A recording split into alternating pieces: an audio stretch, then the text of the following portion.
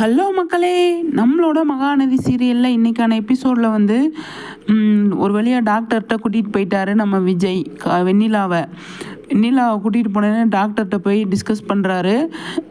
இவங்க வந்து இந்த மாதிரி பழசெல்லாம் மறந்துட்டாங்க, ஒரு சின்ன ஆக்சிடெண்ட் ஆயிடுச்சு அப்படின்னு சொல்லிட்டு இருக்கும்போது, சரி பார்க்கலாம், சரி பண்ணிடலாம் அப்படின்னு சொல்லிட்டு டாக்டர் சொல்லும்போது, டாக்டரில் லாஸ்ட்டாக என்ன சொல்கிறாரு, நீங்கள் வந்து பழைய நினைவுகள்லாம் இவங்களுக்கு கொண்டு வரணும், நீங்கள் பக்கத்தில் இருந்து அவங்களுக்கு பழசெல்லாம் ஞாபகப்படுத்திக்கிட்டே இருக்கணும் அப்படின்னு சொல்லி வந்து சொல்கிறாரு. அப்போ விஜய் வந்து வெண்ணிலா விட்டுட்டு எங்கேயுமே போக முடியாது. அவங்க வீட்டுக்கே கூட்டிகிட்டு போனாலுமே அவங்க கூடயே தான் இருக்கிற மாதிரி வரும். அந்த சுச்சுவேஷன் வந்து டாக்டர் வந்து தள்ளி விட்டாங்க. அதுக்கப்புறமா வந்து காவேரி வந்து ஃபோன் பண்ணி எடுக்கலை இல்லையா, அதனால் ஃப்ரீயாக விட்டுட்டு அதுக்கப்புறமா வந்து தாத்தா வந்து பேசுவாங்க.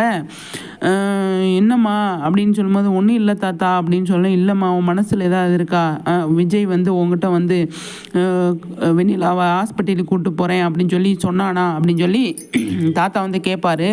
இல்லை தாத்தா, நான் வந்து தூங்கிட்டேன், அவர் வந்து எழுப்பி பார்த்துருக்காரு, நான் தூங்கிட்டு இருந்ததுனால அவர் வந்து போயிட்டார் தாத்தா அப்படின்னு சொல்லி காவேரி வந்து சமாளிக்கும் போது தாத்தா வந்து, காவேரி நீ விஜயை வந்து நீ புரிஞ்சுக்கிட்டேலம்மா காவேரி அப்படின்னு சொல்லி தாத்தா சொல்லுவார்.